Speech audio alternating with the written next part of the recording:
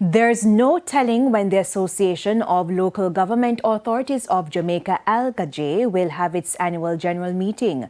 Outstanding dues from the parishes worst hit by Hurricane Melissa is the latest reason for the delay. And as Jamila Maitland explains, councillors are concerned about the governance of the organization. We could call it now, yes. A number of parishes won't be able to vote. So I'm sure you don't want that, right? Okay, good. So we are giving everybody an opportunity to pay up their fees.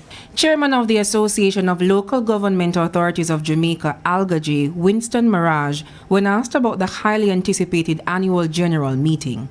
Mr. Mirage, who was responding to questions from councillors during a recent sitting of the Clarendon Municipal Corporation meeting, says members decided to further delay the AGM because of Hurricane Melissa. The executive met then and they had decided that as a result of those 5 or more parishes that were affected by the Hurricane Melissa, that they were asking for us to postpone the AGM until they were able to pay up their membership fees. Mr. Mirage says 2 of the hurricane-ravaged municipal corporations are now up to date with their dues. As for how soon there will be an AGM or whether any deadline was given to other municipal corporations to settle outstanding dues, the chairman wasn't able to say.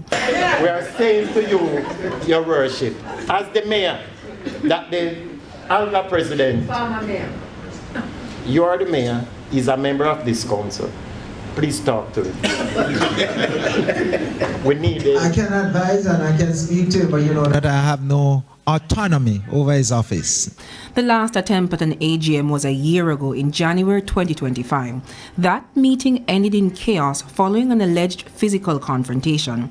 Fast forward to 2026, and the organization is seemingly no closer to a meeting to choose their next executive.